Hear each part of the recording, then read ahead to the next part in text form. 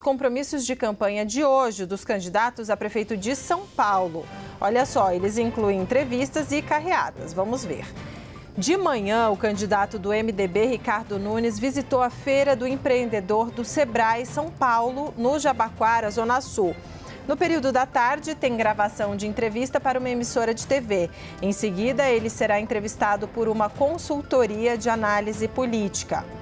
E aí, do outro lado, da disputa, durante a tarde, o candidato Guilherme Boulos, do PSOL, faz carreata com apoiadores em 2 bairros da zona norte da capital paulista, Freguesia do Ó e também Brasilândia. Essas são as agendas, Yuri.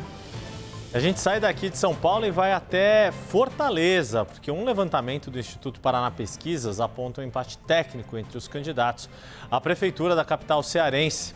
André Fernandes, do PL, aparece com 48,1% das intenções de voto totais. Evandro Leitão, do PT, 43%.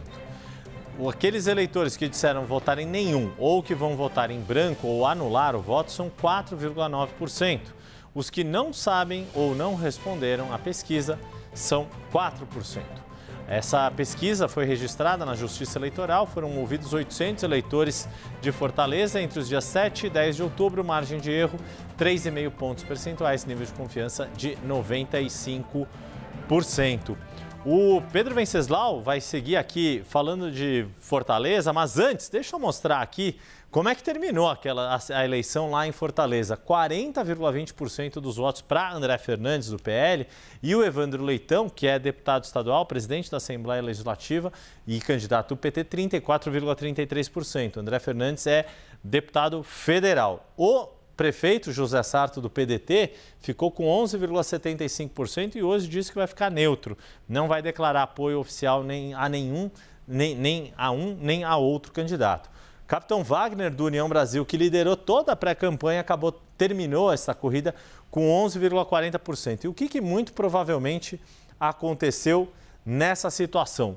Muitos dos votos que originalmente estavam aqui do Capitão Wagner passaram para André Fernandes, que passou a ser identificado como o candidato de fato de Jair Bolsonaro. E, por sua vez, quando houve esse racha no campo da esquerda entre o PDT, de um dos irmãos Gomes, Ciro Gomes, e o PT, que está ligado ao ex-governador, hoje ministro da Educação, Camilo Santana, mas que é do grupo político do outro irmão, Cid Gomes, que foi para o PSB e apoiou Evandro Leitão, nisso acabou tendo esse X e ficou uma situação mais difícil para o prefeito José Sarto.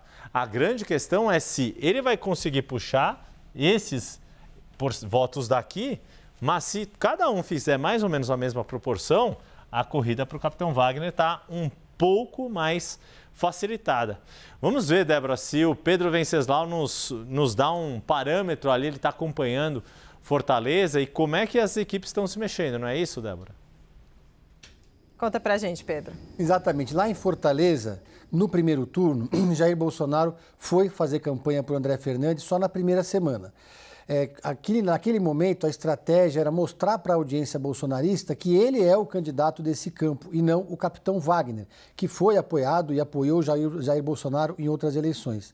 Depois disso, Jair Bolsonaro saiu de cena em Fortaleza.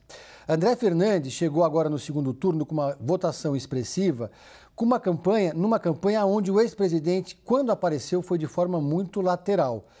Durante o primeiro turno, inclusive, o André Fernandes chegou a defender a candidatura de Pablo Marçal aqui na capital, num gesto ali dissidente de Jair Bolsonaro. Isso porque, lá em Fortaleza, a campanha sabe que, majoritariamente, o eleitor não é conservador, não é de direita. Ali sempre foi um bastião da esquerda, aqui lá na região Nordeste. O presidente Lula sempre venceu as eleições lá, Dilma Rousseff. A capital é governada pela esquerda, pelo prefeito José Sarto, que em 2020 teve o apoio do PT no segundo turno. Então, ele conseguiu construir uma candidatura muito focada nas redes sociais, ele também tem muita força digital, o André Fernandes. Ele promove todos os